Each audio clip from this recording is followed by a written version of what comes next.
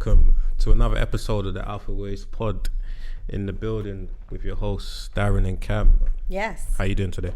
Really good, actually. Very good today. How are you? I'm alright. I'm good. I'm ready. It was a nice sunny day. You ready? Oh, what are we ready for? Normally you set us off with what the topic is. I know, but But you wanted to do, what do they call it? Uno reverse it. I wanted to Uno. That is correct. Uno reverse. So yeah, we're going to talk on body consciousness, body awareness, things of that nature. Yeah, body consciousness, body awareness. So you said it eventually anyway. It's all good. It's all good. You got to stick to the natural course sometimes. But when you hear those words, what sparks in your mind immediately? Like consciousness, awareness. Okay, so separately or together? However you want to deal with it.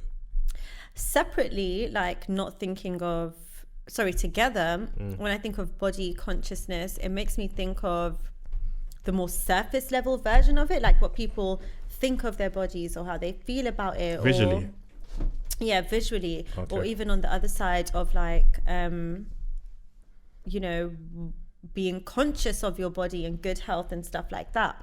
But when I think of body and consciousness separately, it makes me think, and it ties into an interesting video I saw today actually, about how your body has a consciousness, and listening to what it's telling you, how you feel around certain people or places, or even after consuming certain things, and what that means for you. What was they saying is what was the whole purpose of it? Just to state that we do have one, or was there like a in the video? Yeah, so kind of both. Like they were saying how, and even just to point out that book, The Body Keeps the Score. Have you heard of that book before? I haven't read it, but I've heard of it. And that book basically talks about how your body stores trauma, and the body keeps the score. Okay. So even things like muscle memory, all that kind of stuff. So to digress, in the video that I saw today, they were talking about each body part has a consciousness, okay. And if you tap into that body part, depending on how far or how willing you are to go with things, but I'm definitely interested in trying this. Like if you tap into a body part, you can hear what it's saying to you, like the consciousness of it. So for example, this guy in the video, he was saying, he used to smoke for 15 years and he started listening to the consciousness, or tapped into the consciousness of his lungs, and his lungs were screaming at him and just saying, why are you doing this to me? So did he quit? Yeah.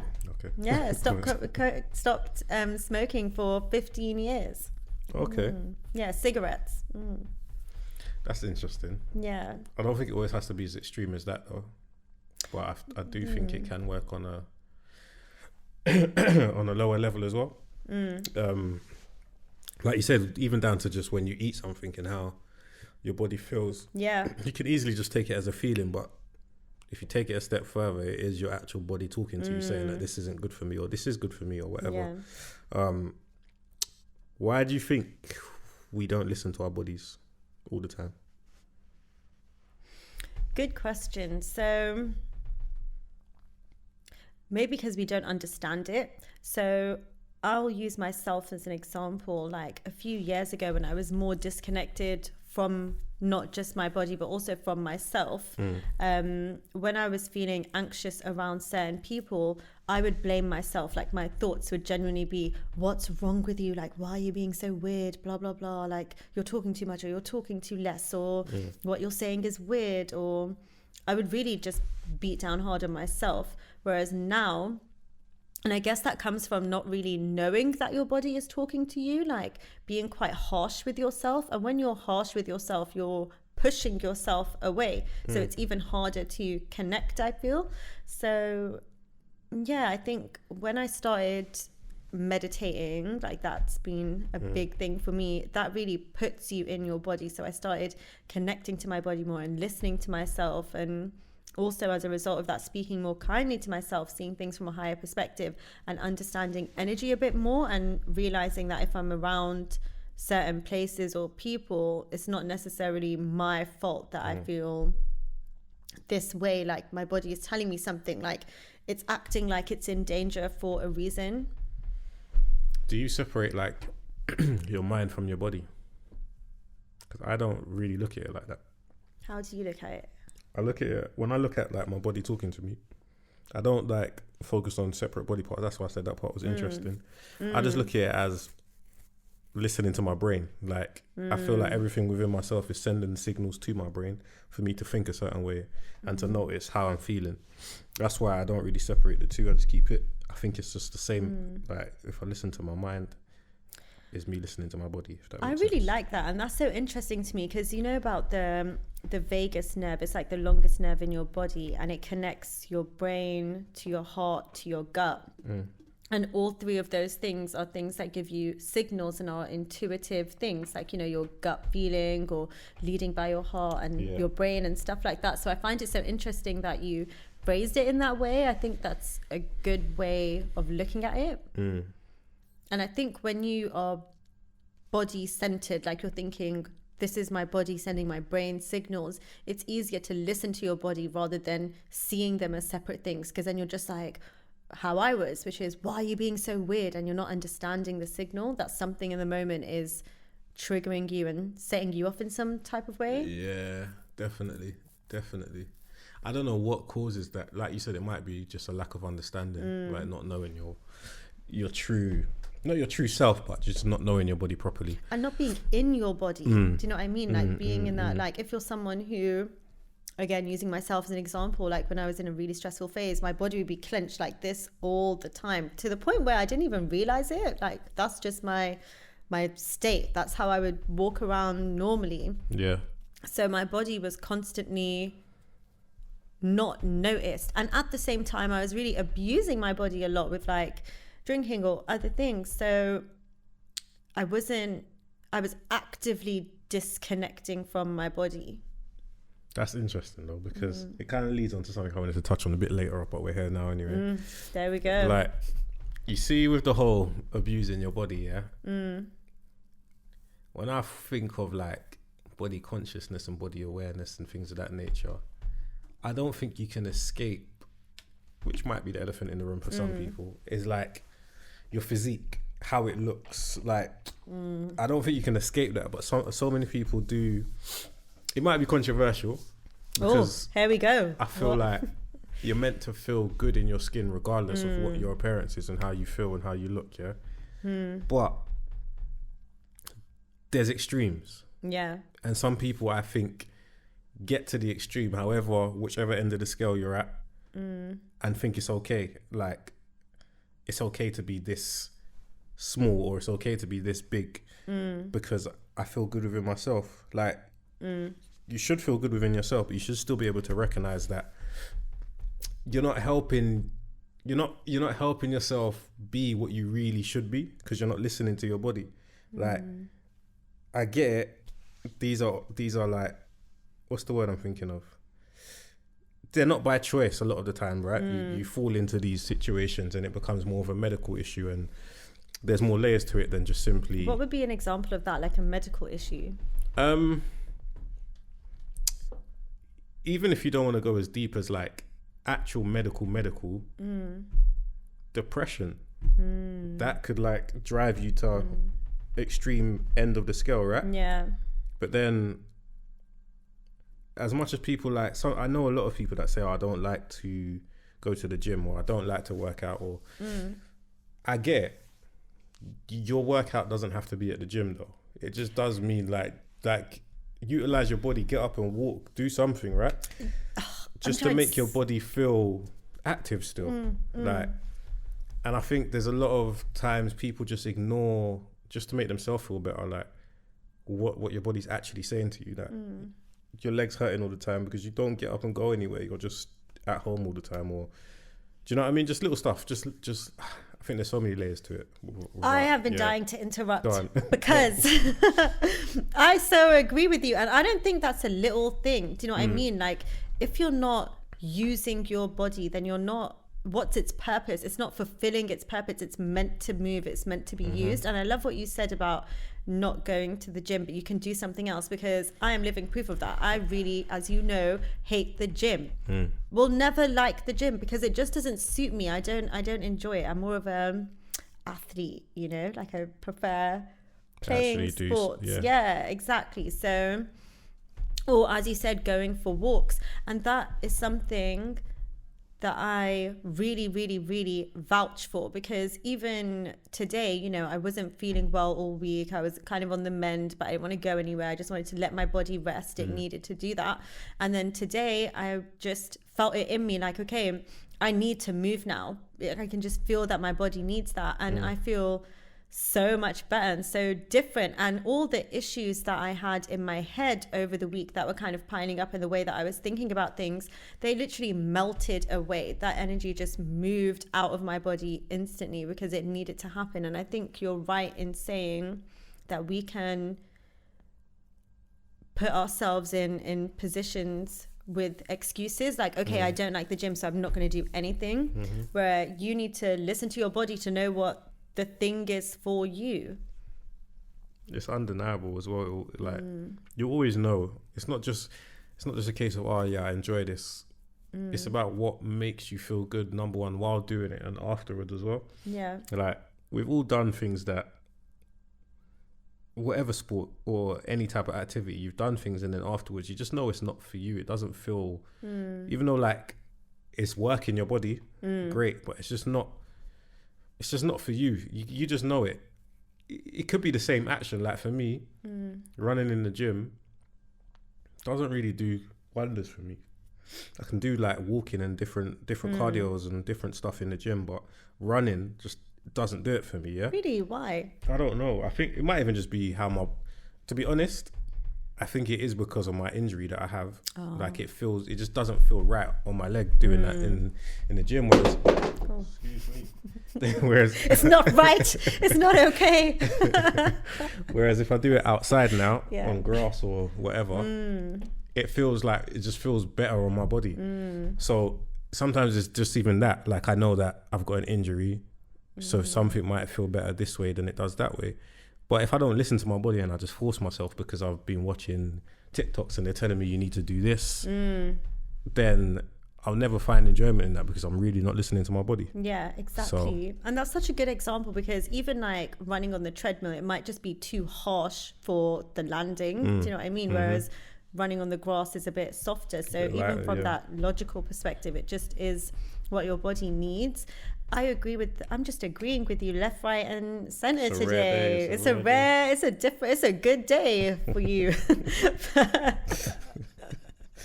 I was going to say, yeah, I agree with that. Like everyone talks about yoga and how amazing it is. And it is. Like when I read about it, when I hear about it, when I hear about people who've done it, talk about it, there's just this profound thing that they've experienced and you can see the difference.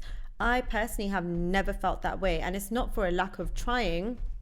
I just did not like it. And if you do something and you don't even want to try, that to me is an indicator that it's not necessarily for you. But there were other more relaxing exercises like Tai Chi, for example, that I really, really enjoyed because it was everything that everyone said I would get from yoga, but I didn't feel like I was overexerting myself like how I do when I'm doing yoga sometimes. Yeah, no, that makes sense. That makes so much sense to me. Just logically, it just makes sense. But I get why it can get clouded sometimes because some people don't even know what to do to begin with. So they follow anything that they can see. There's a reason why like the fitness industry is one of the fastest growing and more popular things, is because take away the vanity side, which I don't think you can actually take away the vanity side, because everybody likes to look at something that looks good to them, right? And it's an important side, it's a motivator, it's a reward for yourself when you get there. 100%. So you can't take away the vanity side, right? But yeah, there's a reason why, is because it makes you feel connected with yourself. Like even just feeling that ache from whatever you've done, it makes you feel connected with your body. Like this is how you're meant to feel. You're meant to ache. No, not even that you're meant to ache. You're meant to be able to feel your body from like, you're just meant to. I just don't know how to explain it. That's what my Tai Chi instructor said. He said that if your muscles are hurting when you're doing this, your body is showing you that those muscles are weak and they are strengthening as you speak, you know? that part I added on, but yeah, but I didn't think a Tai Chi master would tell you that, but he did say the weak muscle thing. That's what he said. But yeah, I think it's so true. And even like when you first try a new skill, like learning the guitar or something, or like driving, for instance, when you're first driving, you might be scared of the steering wheel or whatever. And then over time, you're not, because you've trained that part of yourself, and your body is the same. Yeah, literally. That's why they say you can do anything you put your mind to, because it is that. Just put your mind to something, think about something, and then you can find a way to do it. Like, it's that simple. How do you do? What's your version of doing that when you're in the gym, or say if you went back to the gym after a long time? Like, I mean, I'm talking a real break. How did you motivate yourself back into that space? Because I think that can be such a hard thing sometimes for people who do that, and they have a goal but they're so far from it. Yeah. How do you get from A to B? I think I can only talk for myself personally, obviously. I tried, again, the reason why I can speak so vividly about like people that are looking online and they don't know what to do and they're just following something, because I've been there when I actually didn't know how I was going to get myself back into it. And I was watching online and I tried to like force it, as in crash myself into it. Let's just crash it out 5 days a week. Let's just go. Yeah. It wasn't sustainable because that just didn't feel right to me. Excuse me. And that partly might have just been my lifestyle at that time, that I couldn't afford that type of time in a day to just do that. So my body is being worked too much, so that doesn't make sense. So it's rejecting it as well. Yeah. So I had to find my level of consistency. So I started off with just going 1 day. Then I made it 2 days. But then it's like, all right, I'm here now, so what am I actually doing here? Then that takes a build up as well. Like, all right, let me try and do this. And then you try and do too much. You try and cram too much into those 2 days. Then you realize this isn't sustainable. I'm just burning my body out for no reason. Yeah. Like, if I'm only going 2 days, I shouldn't feel run down for the whole week because of that. Like, that means I'm doing too much. So let's just balance it out, etc., etc. Then you have little injuries because you're doing too much. So yeah, it was about finding my consistency and then finding out, trialing things and seeing what actually works for me, but not doing too much. Like, just sticking to mastering a little bit before trying to master everything, basically. And I only done that because I started to look at my life in general, and anything that I've managed to achieve is by doing that. Like, learning how to do everything, but mastering one step at a time, if that makes sense. Yeah, that makes a lot of sense. And there's a couple things that I really like that I want to point out. Like, it's so interesting that, you know, earlier on when something felt right, you referred to it as an ache, whereas now in that particular example it was burning out your body and injuries, you know, like even on a subconscious level you plucked different words. So that's how deeply we really do know our bodies, you know, like, you know, when you're having a satisfied ache because you've done something that your body is improving from, and when something felt like it was burning out. So I think that example is so important, because even myself, I would just say you just need to, like you said, force it. Your body's just not used to it, and then it will get used to it and it will be fine. But that's not necessarily the case, you know? Not always. Sometimes it can work. But and even sometimes something that used to work for you might not work for you anymore. Like, for instance, when I first got into meditation, I needed it so much at that time that I would meditate in the mornings, and it was a beautiful thing. And lately I've been trying to force myself to meditate in the mornings, and it hasn't been happening.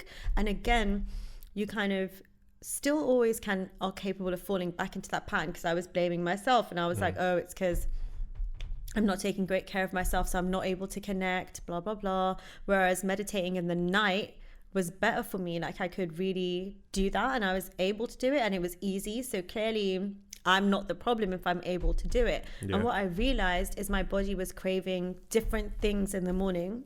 Like, it was craving more of like a energized morning rather than a relaxing one, like actually going for a walk or exercising or something like that. You have to be conscious. Yeah. You definitely have to be conscious of what your body needs at certain times of the day. And it's more so than just your body. It's like, what is your mind telling you? What what is impacting it as well, because what was good for you yesterday might be different today because of something that happened yesterday as well. Or because your body has changed to such a different level, you now want different things, like the meditation example. What do you think about your body being like a form of intuition? That's the interesting one, because I believe in it very strongly, but I don't know if my belief lies with my body or like my spirit, if that makes sense. Like my soul, which is still part of me, so it's still the same, but it doesn't mean that I'm thinking outside of my body like, oh yeah, I'm this spirit that's just floating this place and that place. That's a whole different conversation. What I mean by that is like, it kind of goes back to what you said earlier with like gut instinct and these things. So that is still part of your body, right? Yeah. But your intuition, I think, is just like, it's such a external experience. I don't know how to explain it. Like, I'm really enjoying your explanation so far. Like, I want you to keep to ride the wave that you're on. I don't know how to paint this picture, but my intuition always feels like it's myself, but it's something external telling me this. I don't know if that makes sense. Like everybody's different. But when I think, I can think with an internal voice and an external voice, if that makes sense. It's like a guidance that's like from right there, that's like feeding something in, but that guidance is still you. Yeah, basically. Yeah. And so that's what it is. Yeah. That's how I look at intuition. What about you? Similar, like pretty much the same. We're just in sync today, except for right then. But almost. No, that's exactly how I think of my intuition. Like, but there's different levels of it. So I feel like my intuition is something that I can access in multiple ways. So one of them is how you said through. And what you described is what I refer to as my higher self, like the being that is me, that is guiding me in this lifetime, timeline, moment, whatever. I also see my intuition as how I feel internally, I guess my mind with how, say, if I have a certain thought about something that doesn't feel like a thought born from fear or insecurity, because it doesn't make me feel uncomfortable. It has like a calmness with it that comes with the truth. So that feels like intuition to me, or just like a hunch feeling, I guess. But my intuition, I will say, is my body as well. Like a big factor of it is how I feel in my body. Like if I'm feeling, and that will affect my mind. So if I've hung out with someone and then I come back and I just feel uncomfortable, and I think my body's really sensitive. Like it really feels pain or is in pain or discomfort when something is off, and I will convince myself that, oh, it's just your insecurity talking, like you actually really want to be seeing this person right now, or blah, blah, blah, or you're just feeling this way because of this, or, just overthinking, I guess, instead of listening to the fact. The only truth is that something in me is uncomfortable. So this energy, this person, this opportunity isn't really the right thing for me right now. That makes sense. Yeah. Have you ever been in a situation where something's telling you that I need to get out of here? Yeah. Yes. And you do. And let's say you're out with a group of friends, right? And then there's something inside you just saying that something don't feel right here. Like, I need to get out of here. Nothing to do with your friends. Like, these are your friends' friends. It's not people that you're unsure about. Yeah. But something's telling you, like, I feel safe with these people, but I need to get out of here for some reason. Like, I need to go home. And then you do go home, and then you check in on your friends, and nothing happened. Like, everything's cool. I used to struggle with that because I was thinking, am I just overthinking situations? Yeah. Literally. I used to, honestly. In my head is just so funny. Yeah. I used to think was I just overthinking that? But then I got to a stage where I was like, no, you know what? Something might have happened if I stayed. Yeah. And the whole reason that I had to go was because something might have happened. Something might happen, right? Yeah. And that takes a switch over from like almost doubting what you're feeling to realizing that what you're feeling is for a reason. Yeah. Like it might not be right, but you have to always trust that, always. And I think that's exactly what I would have said, that maybe if you'd stayed, something might have happened, you know, or like anything could happen. I think it's so important to listen to what your body is telling you. There's been so many moments where you know what, in those moments, now that I'm thinking back to it, because I never really thought about it, I just did it. Like if I felt like I wanted to leave, I just leave. And that's when I was 100%. driving, and I'd always call my car my get out clause, because I could just leave whenever I wanted to leave. So 1,000,000%. So yeah, I just never really thought about it, because the urge to leave was just so strong. Like it just felt like it's time to go now. And if I stayed, nothing super bad has happened. Well, yeah, nothing super bad has happened to me, but annoying little things would happen. Like I'd lose my phone or my card or something, or my wheel would burst on my car. Like something annoying would happen. So for me, that was an indicator, like almost like a warning of, you got to listen when you get that feeling. Yeah. But do you think it always takes an incident to happen for you to really realize that I need to listen to myself more? Sometimes you just never get the message, you know, because I'm thinking about, because like I said, each body part has a consciousness. And also, and I really believe that even before I saw the video, because there would be times when I would feel a pain in my body and I knew that it was emotionally driven, like something was happening in my body due to something that I was feeling. Even your dreams, you know, like everything within you is connected. Like that will show a subconscious part of you, of something that's going on that would have already been indicated in your body. So I feel like when you neglect that part of yourself, it goes more further and further away from you and from itself. And that's when illnesses develop, because of all this stuff that's been suppressed. Even crying, I watched this video. I'm going to butcher all the science, just so you know. But they were looking at tears under a microscope, and the molecule of it, if that's what it's called, whatever, the shape of it, it was like a branch, and it's called dendrites, something like that. And they basically are the end part of the cells or the molecules or whatever of your memory. And so when you cry, you're literally shedding that part off of the memory, which makes the memory less intense and lets that trauma leave your body. So when you aren't crying, all those things are just building up and stacking up, which is why it's so important to grieve and let it out. In a moment or retrospectively, you mean? Whenever you need to cry, you just got to do it. Okay. Yeah, you just got to, the molecule is there in the moment and in retrospect, so it doesn't matter. Yeah, but it just put into perspective to me that our body is so carefully and magically designed that nothing is without reason, you know. Even on a lighter level, when you have loads of anxiety or something and you start crying, you feel better, because that's a buildup of cortisol in your body.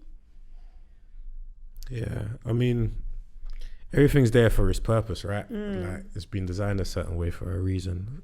We won't know the true reasoning behind it, but I don't know. Do you do you focus on your internal as much as your external? In what way? Like in terms of looking after your body and looking out for your body. I really do both. And when I do one more than the other also ends up being neglected too. It just goes hand in hand for me, you know. When I'm looking good, just know I'm feeling good on the inside. A lot of people do it as an act or as a cover up. Yeah, they do. But I say, if that's what's helping you, then it is helping you, you know. It's like when you're drinking loads of water, but you look a mess on the outside, nothing bad is happening, but there is a part of you that is being neglected, and there will be something happening as a result of that. But when I do like a full self-care routine, I feel endorphins as if I've just exercised, you know. I feel so good, so relaxed. just feel amazing, and it feels like I've literally taken a substance. That's how good it feels. So it does something to you when you're taking care of your outer self too. But when I haven't looked after the inside, I don't have the motivation to do that. I get it. And likewise, if I'm not looking after myself and I do have a really nice long shower or something, and I keep using that example a lot, but that's very specific to me. Like, that's something that really helps me. When I do have a shower, then I'm more likely to then have loads of water before bed or the next day, or even journal after a shower and meditate and start looking after my spirit in tandem to my physical body internally and externally. So it all goes hand in hand, I feel. How important do you think it is to like cleanse? Very important. Now, what do you mean by cleansing? Like, in general, just to cleanse in every aspect for you to be able to have these moments of being able to actually be conscious of what your body needs and what your body is telling you. Like, there's a lot of distractions that we have in life. There's a lot of nonsense that we consume in life, whether it's food, whether it's TikTok sometimes, minus us, but whether it's social media, entertainment in general, taking on other people's issues mentally. There's so much that sometimes you do need to have a cleanse, and that cleanse can come in so many different forms, and I think that's not person specific. Like, whatever your cleanse is your cleanse. Sometimes your cleanse is your vice, whatever, however you want to look at it. That's a really, let's just sit there for a sec, you know. Sometimes your cleanse is your vice. It's so true, because I believe that nothing really is a vice until you make it a vice. So it really can be cleansing for you if that's how you're using it consciously, and that's your purest intention with it, and there's no other things that you're denying, you know, like a dependency building or something like that. Yeah. But if your vice is really helping you, then it's not a vice. That's true. That's true. It's advice. Yeah, it's like borderline. I think with anything, you just gotta, moderation is key in whatever aspect you're looking at it. But I say the cleanses because exactly those reasons. There's so much that goes on. What do you do to cleanse? I don't know. That's what I'm trying to get at from this conversation. Like, I actually don't know. My cleanse, it can vary. Literally, it's about whatever I feel like I need in that moment. There was a celebrity I was listening to, and they were talking about how every morning, like, their form of meditation is singing in the car at the top of their lungs. And I think that is a cleanse, you know? Maybe for some people. Yeah, for some people. So just to, you know, hone in on the fact of, like, your cleanse doesn't necessarily have to be a spa weekend. Well, it can be. It can be, like, it could be. Yeah, but it's not, a cleanse isn't just limited to a fruit fast or a juice cleanse or like meditating or turning your phone off for 24 hours. All of those things are beneficial, that's true. But like you said, it varies from person to person. Yeah, definitely. Like, it can be, it's something so simple. It could just be your decisions when you're in the shop. Like, if your body, not if your, that takes it a bit extreme, but if you're like in the shop and you normally go for this type of drink, but today for some weird reason you're feeling for this type of drink, don't ignore that feeling. That's for a reason, because you might need to just have a day where you're not having that for once and you're having this instead. Do you know what I mean? Like, cleansing, I don't think is always such a pinpoint action. Like, you have to have this, that, and the other. There's some stuff that is naturally good for you that I think you should do more of. Yeah. But it can be something as simple as variety could be your cleanse. Like, and I think the world is lacking variety in general, to be honest. Go on. I think. What do you mean? I think more and more people are just watching what's going on and either trying to fit in line with that, or because of the society that we're living in now and the way the times are, it's not allowing people as much freedom within themselves to explore things. So they're just going by what they think is right. Like, they haven't got time to try and work out what is right. They're just going by what they're being told is the right thing to do, or what examples they can see as the right thing to do. I think there's so much judgment, you know, like if you're not a baddie, then you are this, you know, or if you are, or if you are, then you don't respect. Like there's so, that's just one example, but there's so many, there's so much black and white thinking where if you're on the other of it, there's just judgment with that. Even like the whole thing about, you know, if you're not a man who pays for everything, then you're a dusty guy. And that's not true. Like a dusty guy is a bum, like someone who is doing nothing. But if you have a guy who wants to go 50-50 on things, then that's just a guy who wants to go 50-50 on things. Then you find someone who aligns better with you if you want more of a provider, a monetary provider. And there's nothing wrong with that. Like if you want that life, there's really nothing wrong with that. If you don't, then you don't. And if there's a woman who wants that and a woman who doesn't, you can't blame either on both sides for what they want. You just have to align with the right thing. But I think because there's so much judgment with things, we're so harsh with each other, we're so like one thing is right and the other isn't, it creates this world where you have to fall in line with something and connect and belong to some wavelength, some community. Do you know what the funny thing about all of that is, yeah? It all comes down to people being too concerned about people that aren't really in their life. That is so true. That's the reality of it. Because it's just the internet. But the internet's become so much of our life that these people feel like a part of our lives. Yeah. Like, if it's something that you're doing every day, and you're seeing these messages every day, it starts to feel like it is part of your day, and you start to almost buy into those ways That's of so thinking. scary because I'm actually reflecting on myself in real time, and No, I'm of like, course, that's so you have true. to. That's You have so to. true. Because even when you're reading the comments and people, and there's all these little catchphrases that are coming up, and you know them, and you're all connecting, even if you're not commenting, it feels so real. Literally. And then you're having these references in real life with the people that you do know, so it feels. But even that is so like real. cloudy, because Yeah. even in this room, for instance, we are living two different separate lifestyles, right? But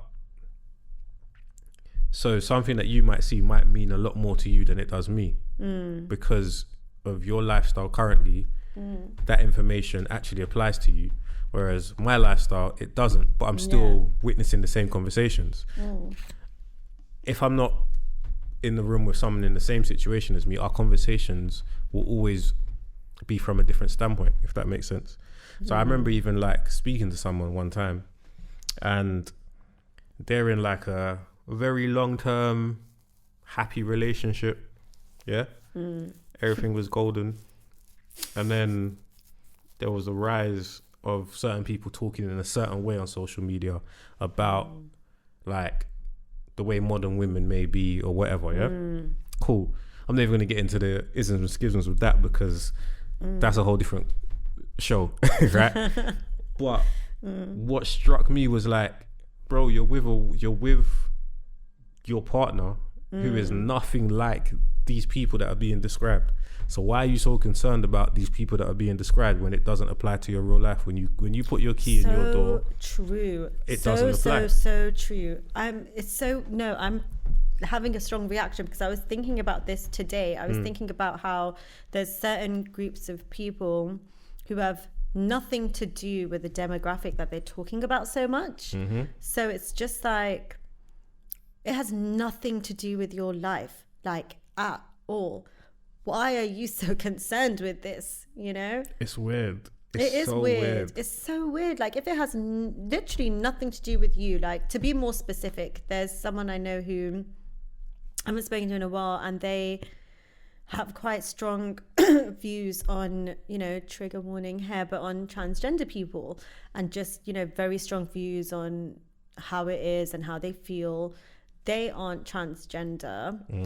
They aren't part of that community at all. They don't know anyone like that in any way or any form. It has nothing to do with them in their life at all. And they have very, very, very strong opinions. And there are a lot of people like that. And it always surprises me how people who have completely nothing to do with that world, with this world, have so much to say on it. You know, like where does that come from is what I'm confused about. I mean, I'm not opposed to people having strong opinions on stuff, right? But my thing is how I do. There's a place for it, I think. No, I feel like, and this is a strong opinion, so it's a little bit contradictory, but I just feel like if you have a strong opinion based on something, then very well, like based on something tangible in real life, in real time that you've experienced, then yeah, that is a strong opinion that is informed.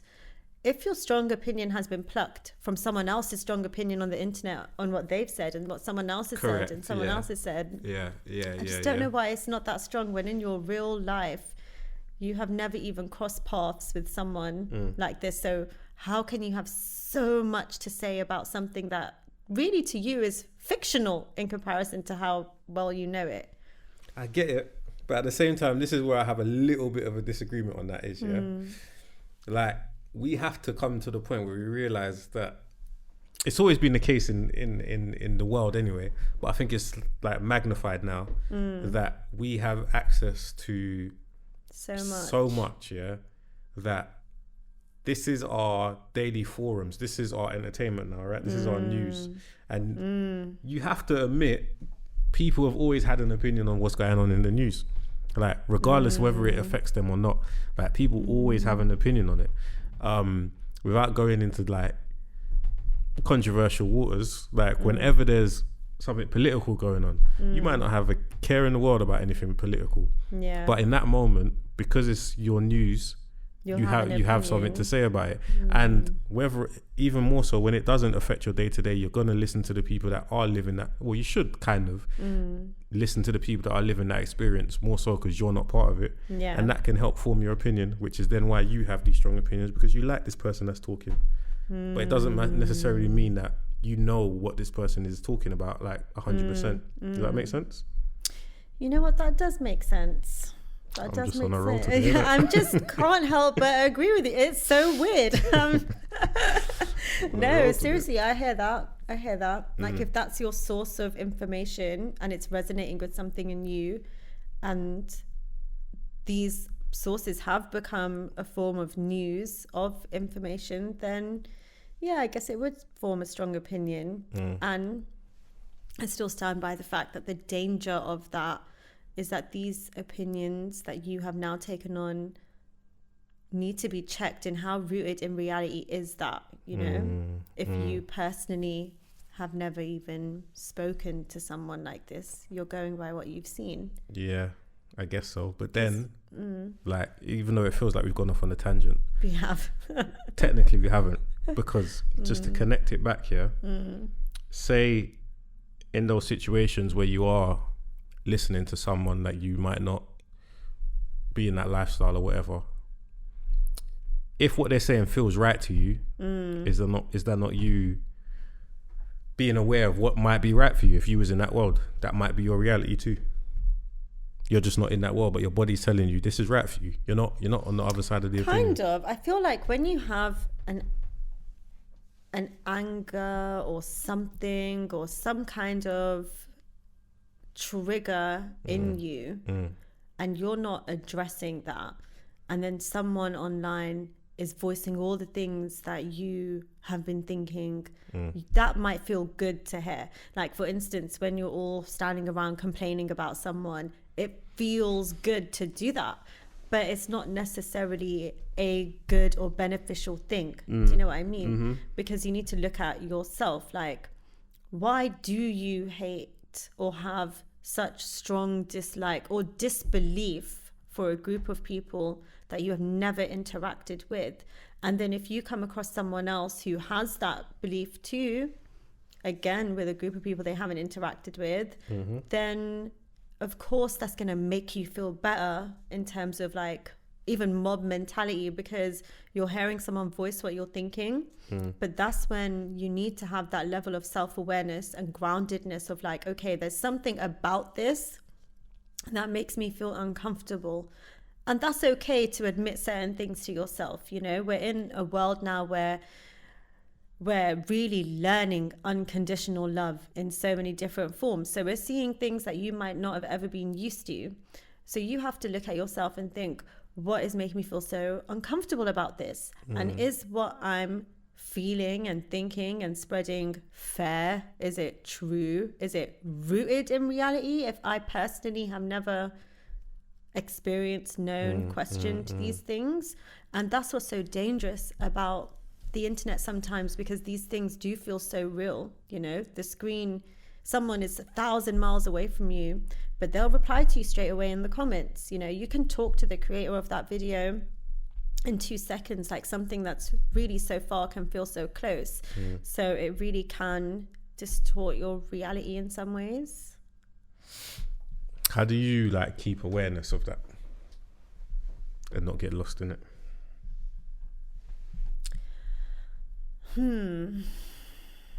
Good question, because I would be lying if I didn't say that I'd fallen to those things myself too. Like, I've seen something on the internet and suddenly I've got a really strong opinion. I think everyone has at some point. It just depends on the subject. Yeah. So the way that I keep myself accountable with that, and the way I kind of prevent it, and I've never thought about this consciously, so this is a good question, but reflecting on it now, I think the way that I do that is I'm naturally a very reflective person. So when there is discomfort in me, and maybe not straight away, maybe a week from now, a month from now, a couple of days, whatever, I will reflect on that and see where my discomfort is coming from and what that is and means to me. So no rock is really left unturned within me. That doesn't mean everything is healed. You know, some things take as long as it takes. Some things do need to be avoided for a little longer, but at least I'm getting a better awareness of what's there. So when I'm watching something online, I can feel what it's doing to me, kind of thing. That's one thing. Another thing is really how I'm feeling in my body, you know, and how it's affecting me. Like if I'm watching content, you know, the same content that I was saying with, you know, men who don't pay for things, and as a woman you should blah blah blah. There's parts of that resonate with me in terms of respecting yourself, raising your standards, being in your feminine energy. But there was a period of time where I was just seeing loads of those videos on my timeline, and it wasn't making me feel good. Like I was feeling more agitated. I wasn't feeling good about myself. Not all of it resonated. So I think having that awareness of your body really does help with what is making you feel, what's fueling your anger and insecurities and what isn't. Yeah. I mean, I think a lot more people need to be able to do that, because there's people that's just spouting hate online for no reason. Because their real life doesn't reflect this. I don't know, like go outside, meet some people, look at your parents, look at your friendships. Look at your parents, look at your friendships is a big one, because people get lost. Go on. No, sorry. You said because and I said but. No, then I realized I was interrupting you, so you go on. It's just one of those things, and I've always found it interesting that I just don't understand it, to be honest, like how you can be so consumed by something that doesn't align with your real life. Like how does that make you feel to wake up and subscribe to something that you're not living through? Like listen to yourself, like what are you actually living through? What do you need right now? Because you don't need that, because that's not your reality. Like deal with your reality first, and then you, if anything, you can look into that. Like I said, there's nothing wrong with knowing, but I don't know. You know how hard it is sometimes to ask yourself that question, like what do I need right now? Because it's so hard to do that when you're not used to doing that. And even like the way that I am now is never the way that I was. It's really been a journey, like an actual journey. Sorry, my nose is blocked, but like an actual actual journey. Yeah, like it's really, really been a journey. And I can understand, I can't really understand because I've never done it myself per se, but I can see the mindset, the energy of someone who is writing comments and hateful things and blah, blah, blah, because this might be someone who just feels a complete lack of control in their own lives. So asking yourself what you need can be really hard when the answer is something so basic and makes you feel so pathetic. Like, what I really need is a hug, you know? But can you blame that person if they feel in that moment that that's what they need to do to release? You absolutely can, because you're not giving yourself what you need. Like, yeah, you can have a bad day and your triggers, and you can speak very kindly to yourself over that. But how dare you spread your stuff around to everyone else? Like, it's like, again, that's a whole different episode, yeah. But I've always wanted to like explore the thinking of somebody, of a troll basically, like, or somebody that shares things that are so controversial, but it's like you're almost spouting so much dislike to some one thing in particular, but the reality is, if you could have that one thing, you probably wouldn't feel that way. Yeah, like, you probably wouldn't. And it's people who feel powerless, you know, but being powerless is where really do those feelings come from, though? Because again, if we circle back to actually like being conscious and aware of your body and stuff, that feeling of powerlessness, where does that come from? Like, how can somebody feel that and not listen to it if that's how they're feeling? Is that not because you might not notice it? You might not notice it. Like, you have to remember just how deeply unconscious and disconnected someone can be from themselves. And that's the kind of person who will freak out over something small in a shop and walk out and then call their friends and talk about it as if the shopkeeper was the madman. Yeah. When they were the person who was screaming in the store for no reason, because sometimes your life just is like that. And I have a lot of sympathy for people in those moments, because that really is you living in the illusion of feeling powerless. Like, when I was working in market research when I was young, there'd be people who'd answer the phone and they'd be so jolly and politely say, or just not even jolly, just politely say, like, I really don't want to do this, take my number off, whatever, you know. Then there'd be people who, as soon as you answer the phone, they just swear at you, like they were just dying to take their stuff out on someone. Like, some people are unbelievably lost. Doesn't mean they'll never find their way, but they are just unbelievable. And I've seen it. Like, I've seen people like that who've self-sabotaged their lives so deeply that who carry pain so at their core that it's just spilling out into all other parts of their lives, and they're so unaware of it, where everyone else is the like, we've all come across people like that, where everyone else is the problem, and, you know, for real, everyone else is the problem. Those people are the kinds of people who do these things without thinking, and, you know, they might even feel justified in that moment that, no, I'm just spreading the word, like, people need to know this, I have to say this, like, they deserved it. And that's how deeply unconscious you can be sometimes. That makes a lot of sense. And I think the one thing that you said which makes even more sense is the fact that even though someone could argue, oh yeah, this is how I feel, like in their moment of rage, this is, I'm listening to how I feel, this is what I'm acting out of, you might actually be right. It's just a case of they're not actually connected with themselves in the right way, which can drive them to feel like they're listening to themselves by acting in that way, but realistically your wires are just a bit crossed, I guess. Honestly, like, you can, because when you think about that person, right, and I'm saying this as someone who has come on the other side, like, when you first start even looking at yourself as the problem, which I had to do at one point in my life, you start realizing all the mistakes you made.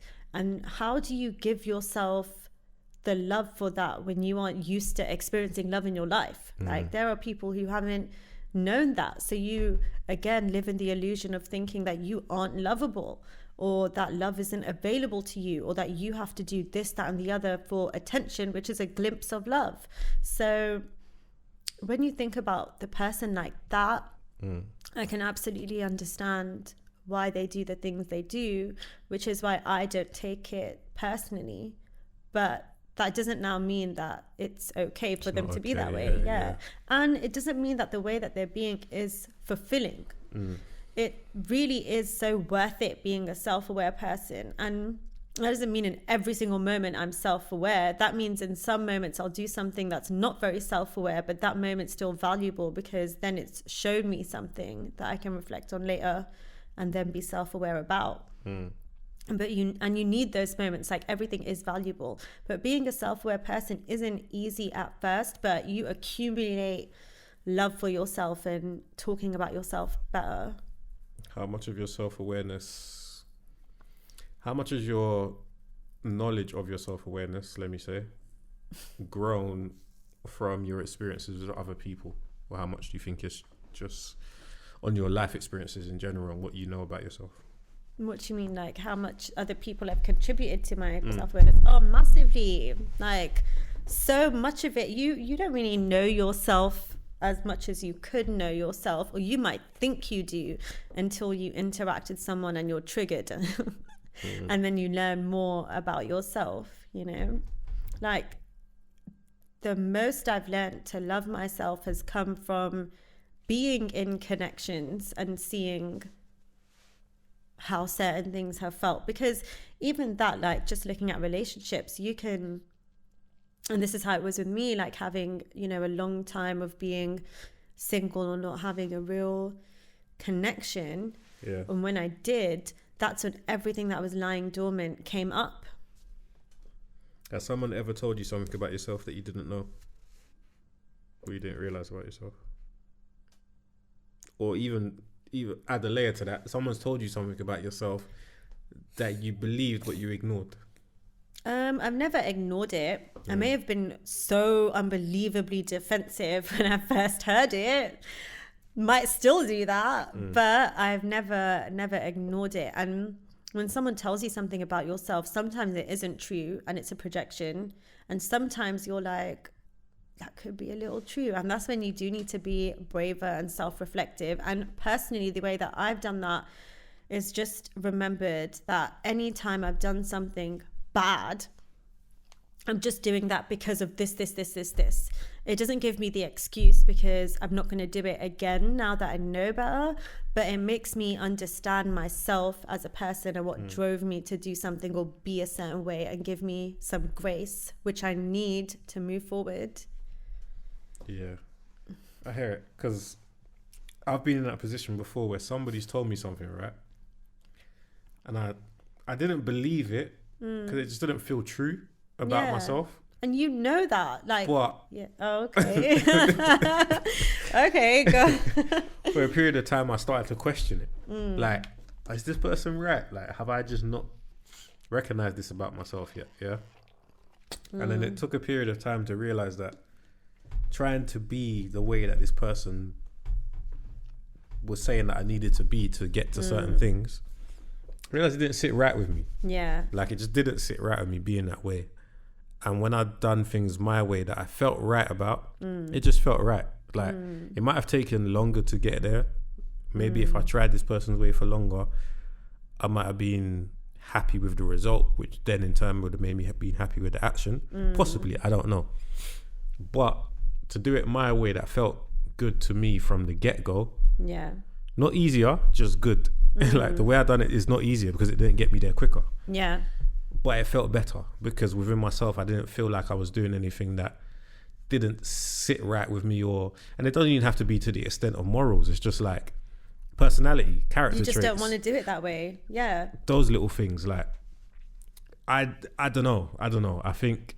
No, I love that. Sorry, do you want to finish your thought? No, that's cool. Okay, because I love that. That is exactly what you should be doing. Like, you should be doing things that make you feel good. And who knows, like, if you did it the way that you were told to do it, you might have never have gotten there because that's not your way, you know? And I think that's such an important part of stuff too, like when people try to force their way of being onto you. And I can understand why people feel that way, because I used to be similar, because I'm like, it's foolproof, like, it worked so well for me, I just want the best for you, this is the way to do it because it worked so well for me.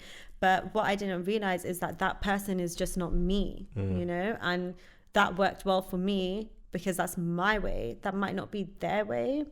And that's a key thing, to not take on other people's stuff and trust yourself and know that you're not doing something wrong because you're doing it in a way that feels good. And I don't think when you're reaching certain goals, an element of work and hard work and dedication is involved, but you don't necessarily need to suffer to get to where you need to be. You can really just feel good on your way there. And we should all give ourselves more permission to feel good, you know. I was watching this video again where people are really ingrained to feel guilty for feeling good, you know, like you might be sitting outside watching the clouds, having your tea in the morning, and you won't tell anyone you did that because it sounds like a waste of time or silly or like something you shouldn't have done.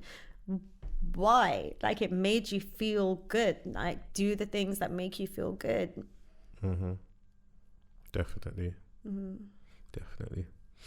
All right, I think that's a good place to tie it up. It felt like you just gave one, but do you have any more word of advice? Word of advice. I guess completely different from what we spoke about so far. A whole new topic. No, I'm joking. But just again, like, I really liked what you said about reflecting and sitting with what someone else has said to you and the way that they want you to be, because having that discernment is really, really important. For ages, I used to listen to people's opinions of me with certain things, that I was to this or to that, not realizing that they're projecting their own stuff onto me, or that they wanted me to be a certain way for them, not necessarily for me, you know. So it's important to not take on everything. You'll know when something that someone said to you is true, because your body won't, like, if your mind isn't buzzing, then your body isn't rejecting that. So maybe there's some truth in it. So yeah, that's my word of advice. That's a good one. Thank you. Similar vein, I guess, in terms of, I guess it's basically what we said from the get-go, just like listen to yourself. Don't feel like you know everything, but still listen to yourself.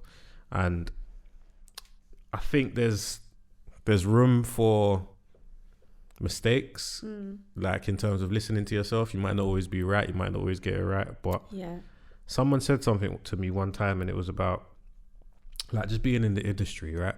They said something to me about people either want to, wait, let me try and get this right. They said people either want to, you either need to be somebody that people relates to or somebody that people want to be. And the only way you can do that is by listening to yourself and being your true self, like at all times possible. So whether it aligns with 100 people or it aligns with 1,000 people, as long as you've aligned with yourself, that's the most important thing. I actually really needed that advice today. Yeah. You aligned with one person so far. No, seriously, that's really, really good advice. And on the back of that, I would also say one thing I've always tried to remind myself is to always be the student when it's time to be the student. You know, don't be stubborn about that. I have been stubborn about that when I've started to feel more comfortable or an expert at something, or started to feel like a teacher in a particular thing. It's easy to forget that anytime you can also become the student, and that's normal and a gift. Yeah, 100%. 100%. All right, well, that was a illuminating. Yeah, that was really good. Interesting one. How does your body feel? I feel quite cold, but good. It's winter's here. Yeah. We've gone on. I digress. Yeah. But yeah, no, that was a good episode. Yeah. I hope it helps somebody out there, one way or the other. If you've got any feedback for us, always remember to hit us up. We're on TikTok, we're on Instagram, and all the above. YouTube. Yeah, all streaming platforms. So get at us and we'll we'll get at you. Literally. But thank you, seriously, thank you for listening or watching another episode of the Alphawaves pod. And until next time.